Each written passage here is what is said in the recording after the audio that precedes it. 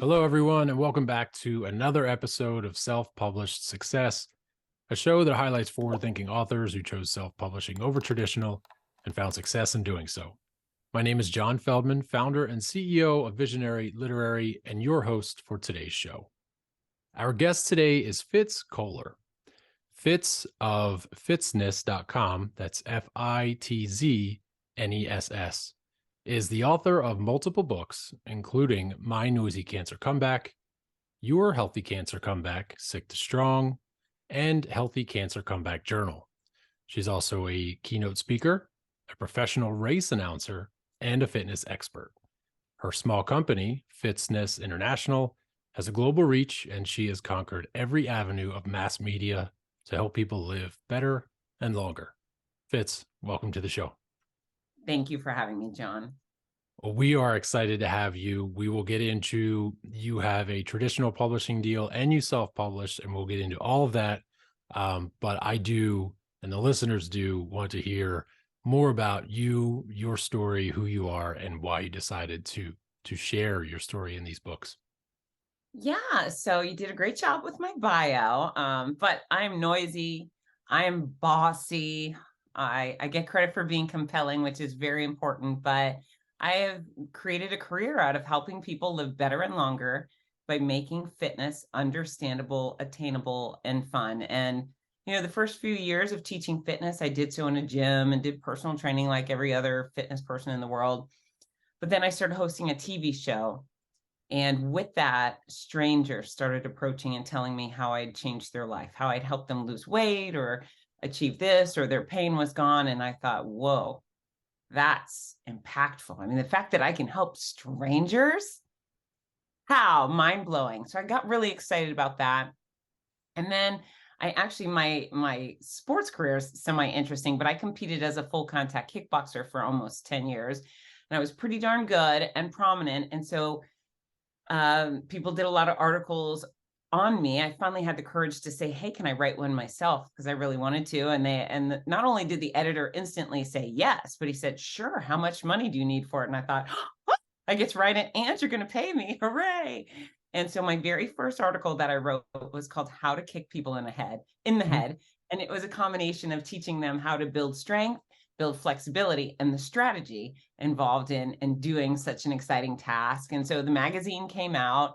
I believe it was Black Belt Magazine or something like that. Anyways, a few weeks later, I got a handwritten letter in the mail from some dude in Kentucky that said, hey, Fitz, I just wanted to thank you. I've been involved in martial arts and combat sports forever. And because of your article, I finally kicked someone in the head. And I thought, again, it was one of those moments where I thought, wow, I hope someone across the country kicked someone in the head. This is fantastic. And so, yeah, I gave up the small stuff. Everything I do now is on a microphone. It can be projected to massive audiences. I work as a corporate spokesperson, and those corporations like Disney, Oakley, Tropicana, Office Depot, they give me huge audiences because they're huge companies, right? Either they fill me up with their employees or they connect me with their consumers within race announcing, so with race announcing, I'm not really helping. I'm not doing the instructional thing. My job is to celebrate people. It's to engage, inform, entertain people that have shown up to massive running events. My marquee events are Los Angeles Marathon, Buffalo Marathon, Detroit Free Press, Gasparilla. I mean, there's over 30 a year that I travel to make happy noise, to boss people around and celebrate them for all they've accomplished. So that, and then I also happen to have some cancer in 2019 and 2020. It turned into a very wild ride because I never stopped working. And so I boarded over 30 planes out of Gainesville, Florida, where I live, to go announce these races. And I stood in front of probably 1 million people live with my bald head and my gray skin. And, the anecdotes are endless. And so I had already previously published a cookbook with a publishing house many years ago. But when it comes to this situation, first I thought, you know what? There's all this weird stuff that goes on that nobody talks about. Somebody should talk about it. And I didn't know if it was going to be a blog or a podcast. And then I thought, you know what? I could write a book about this stuff. I think people would get a laugh. I think people would find my experiences hilarious. And then the do better, be better thing kicked in. And then I thought, you know what, I could really help other people going through hard times do better and be better mentally, physically. And so my memoir was born 2020. That was my first effort with self-publishing. And now I have two new books coming out in January. So I'm in the middle of self-publishing chaos right now, which is super exciting. And I don't want to call it stressful because I do think it's all positive and it's all by choice. But yeah, it's exciting. I'm counting the seconds until they're released. It is. Well, thank you for sharing that, for giving us more of a background. Obviously, so much there. Yeah. You condensed it down to about 90 seconds, but there are so many different questions that we can ask. Before we get into everything about publishing and talking about your deals and then why you chose self-publishing for your memoir and your other books, I want to ask you a question because so many different influencers and business people, everyone talks about this like before you succeed, like this kind of not rock bottom moment, but the moment where you just wonder like, is this all worth it? Is this all going to work? You've obviously hit this moment in your life that is so pivotal, so critical, and you just seem to somehow you used it as a motivator to drive you to keep doing, to actually do more than it seemed like you were doing before. How, from a mental standpoint, how are you able to accomplish that? It's all mental. It's all mental. And so, I focus on everybody's physical because the physical will become a real problem mentally if you don't take care of it. But I I make decisions for myself and that's the end of it. I choose uh to be positive. I choose to use perspective. I say no a lot. I get opportunities or offers, and if they're not in line with my mission or my brand or my interests, I say no. But damn it, I'm so happy to be here and I'm so excited to have a career that I adore and I'm surrounded by people that I love. That's actually one of the great gifts of my cancer nonsense is that uh, many people hit that fork in the road. They go, oh, I have a potentially terminal disease. Am I doing the wrong thing? Should I stay home? Should I pivot? And instead, for me, my cancer experience just solidified the ground I was standing on. I had already created the career of my dreams and surrounded myself with the right people. That's why I fought tooth and nail to get to all of those things, no matter how sick I was. So I make choices. I believe most people have control over about 97% of what happens in their life, or at least how they respond to it. And I like controlling me. I'm in charge of Fitz Koehler. Nobody else is. Newsflash. It's me versus me. And I'm pretty good at controlling her. Well, I love that. And for anyone who's listening in and not watching, Fitz has been, even before we hit record, it's just been a nonstop smile on her face.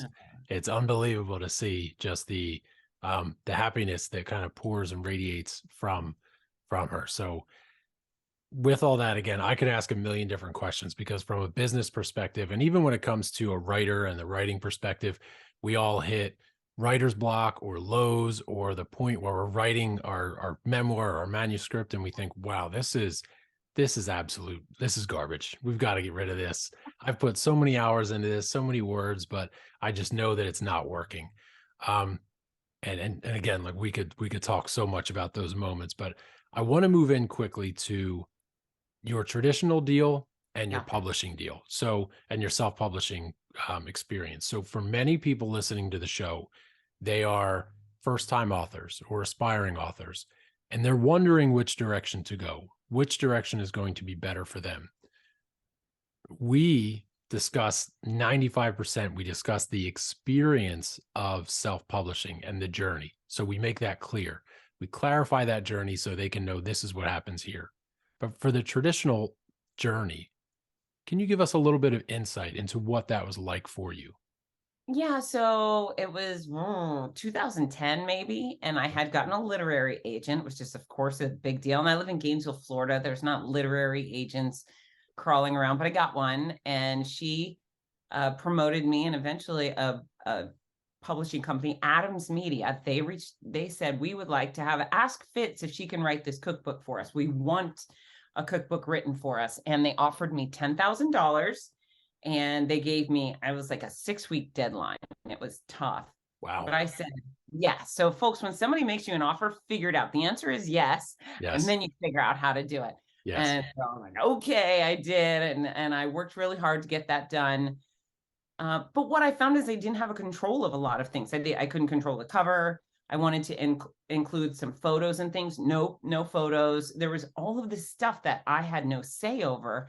So when the book came out, I was excited over it. I was excited to have $10,000 in my bank account. I think the book sold like hotcakes.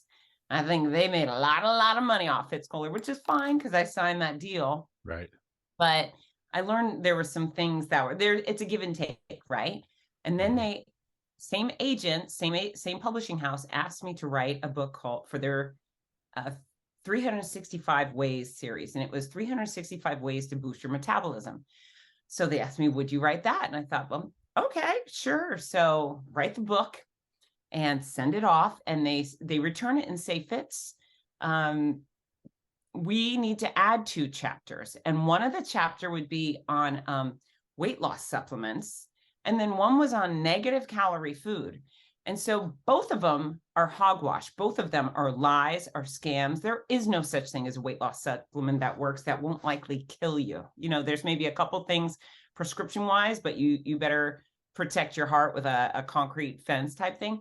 And then negative calorie food doesn't exist. It's a concept of eating food, and it takes more to digest than it did in consumption. So I said, no, the supplement thing is dangerous. And the other thing is just lies. And they said, well, people want that. They will buy the book for that. And I said, you cannot put my name on this book if you have lies in there. My credibility and not taking advantage of the consumer is far more important. So this is what happened. They said, okay, we won't put your name on it. The agent had, in my contract, I was listed as freelance writer versus author.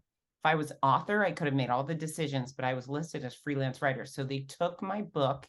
They found some hack nutritionist who put her name on it, and they published that book. And I still got paid up front, but I was livid. I was so upset. And I fired the agent that I was so excited to have. I fired her because she screwed up the contract. And then I had no agent. But when I came back to the publishing trough, I thought, yeah, I want to write a book. I didn't want to be taken advantage of. You know, my business, I've built this brand. It's respected. It's all sorts of goodness. And I wasn't going to put my words, my story of my cancer comeback in somebody else's hands. And so is it a heck of a lot more work to do everything?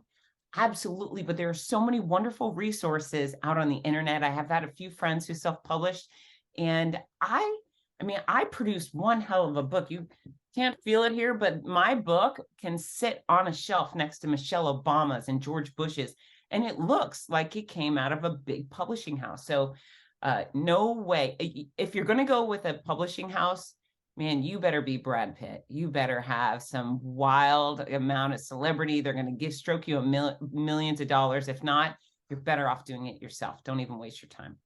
Yes, totally agree. And thank you for sharing all of that, because there are in many of the previous episodes, what we say is, again, creative control. And you and I didn't talk about that at all Oh, before we hit record.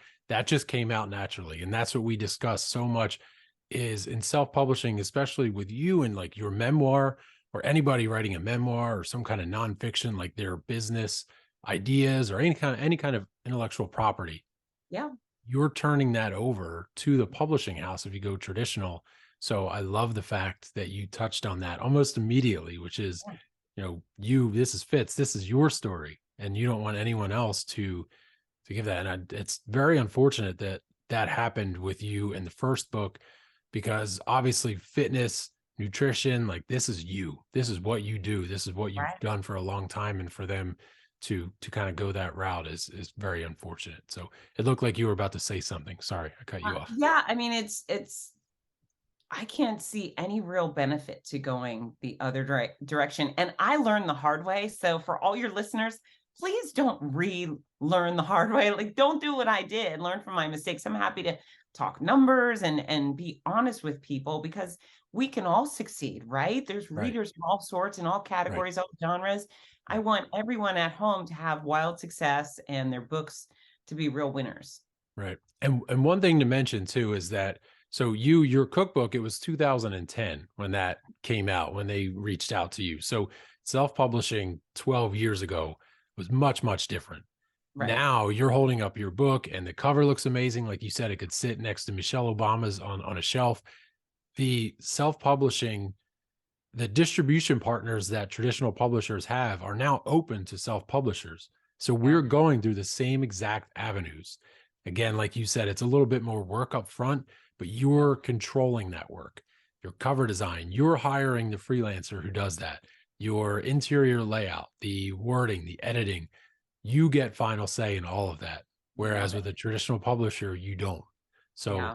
again, and congrats on that book and being so confident that you could say this could sit next to Michelle Obama's. That's such a great feeling to know that you controlled every aspect to put that together.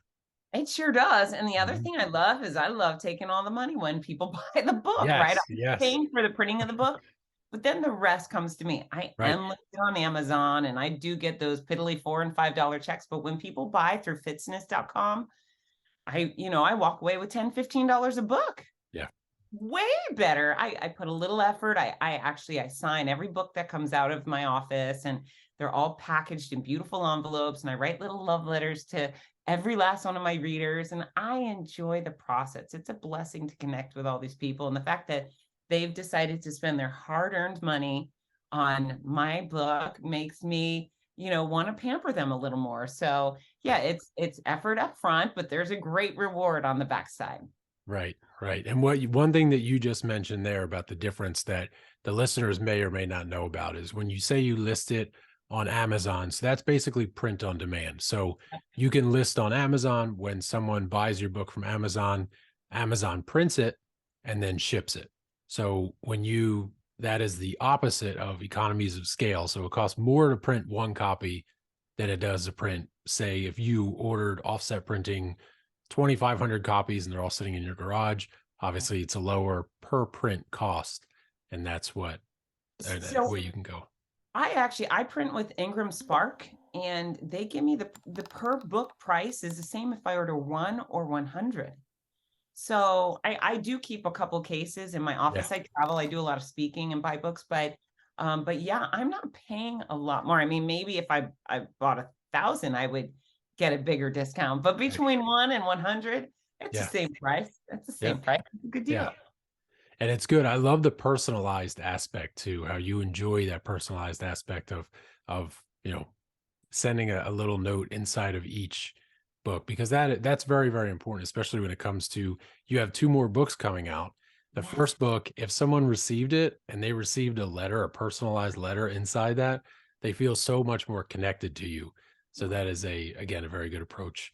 Um, I have to ask a question that kind of steps back from writing and self-publishing now, and that's the idea of so you touched on the idea that there are so many readers out there and there are so many categories.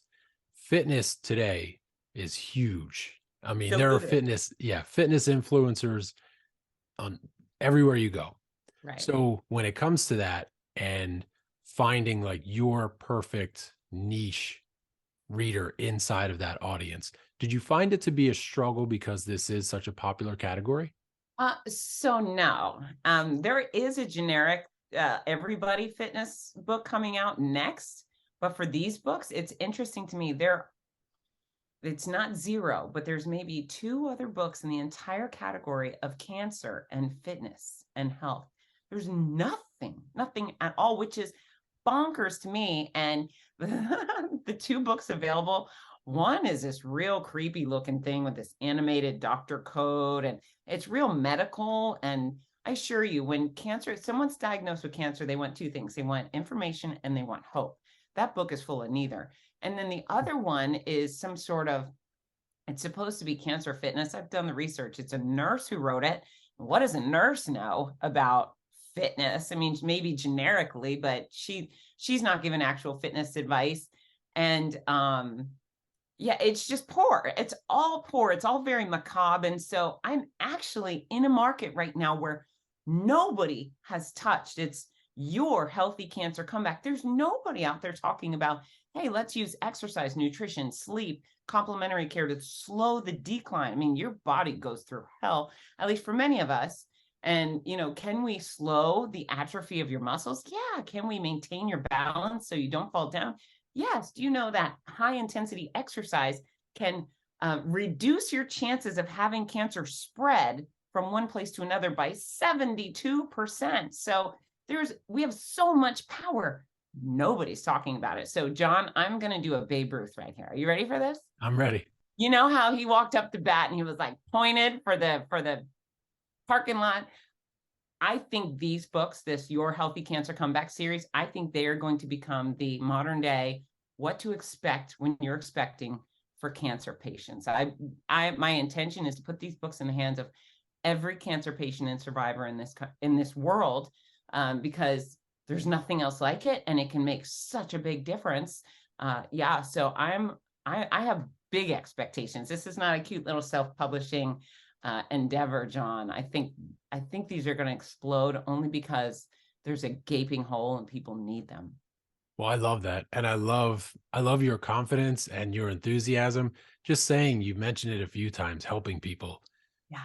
So many, like when you think about books, an aspiring author thinks about book sales and can I have passive revenue and how can I make money from it? And so many people, you've had success writing, and it's because that, I guess, your desire to help just displays on the page, and that shows, and it displays in your messaging as well. You're not, obviously you talked about, some costs and money that you can make, but that's not your main overall goal. You want to help.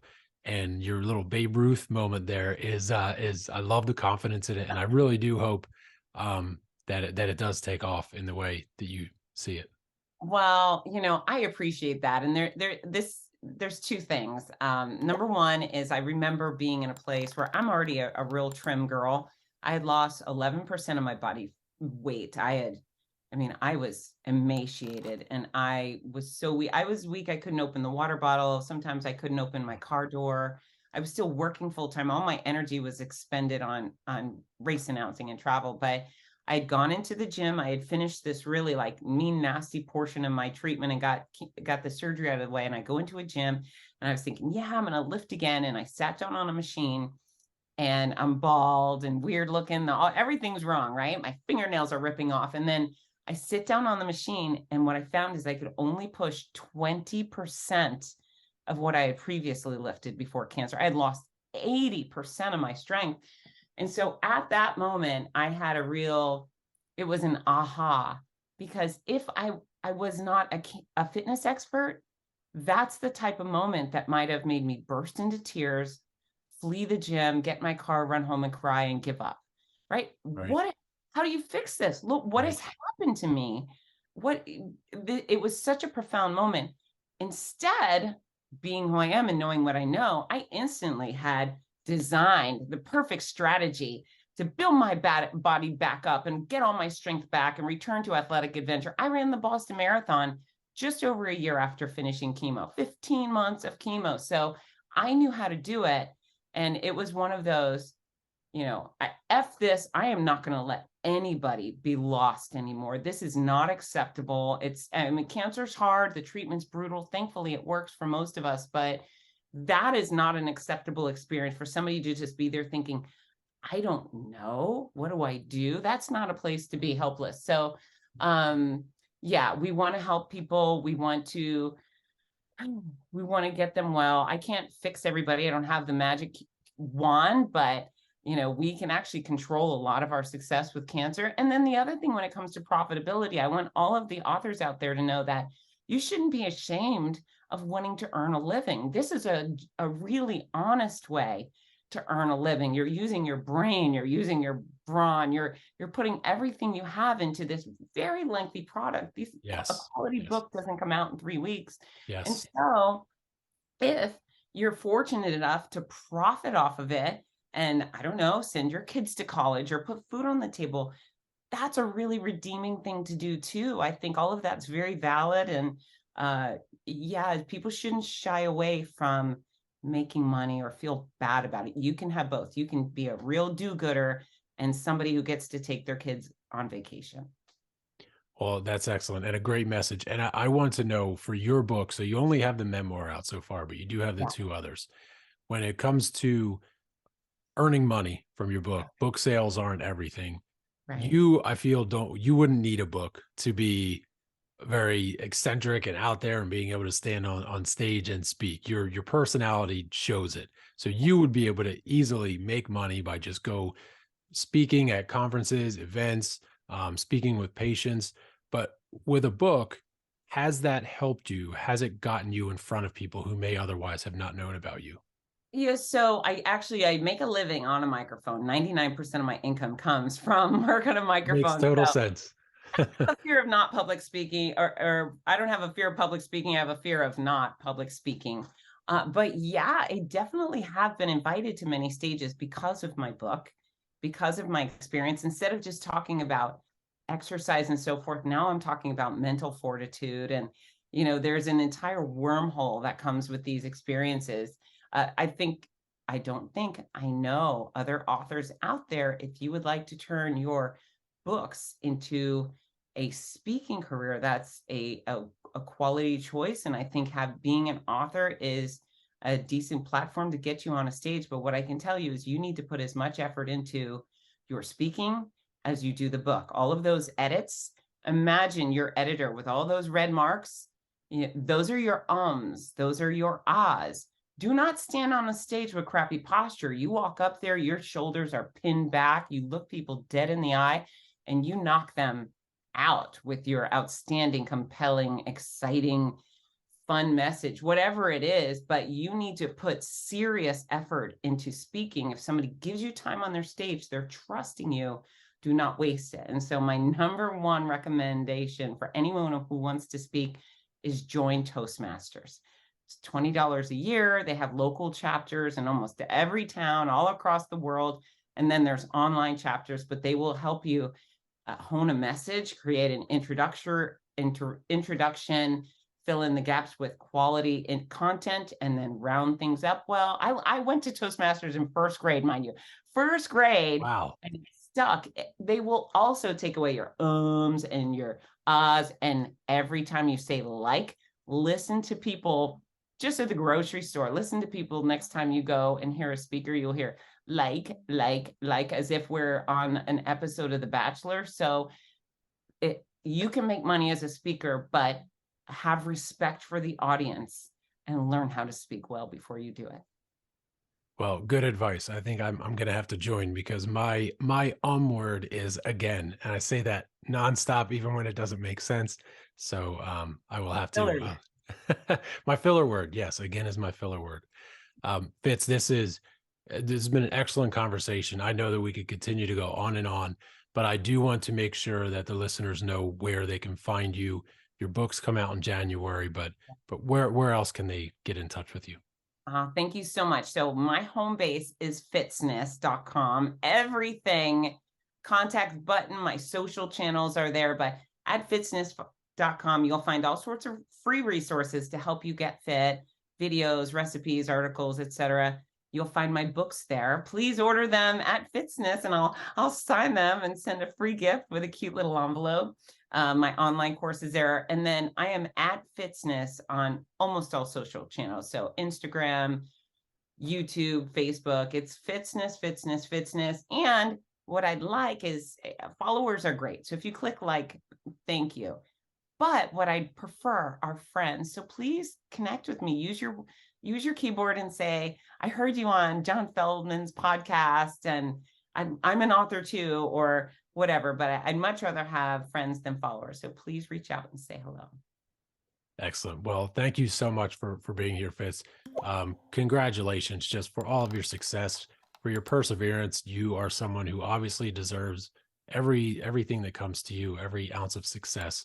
So congrats again. Thank you for being here. We look forward to reading your books in January. Thanks, everybody. Bye.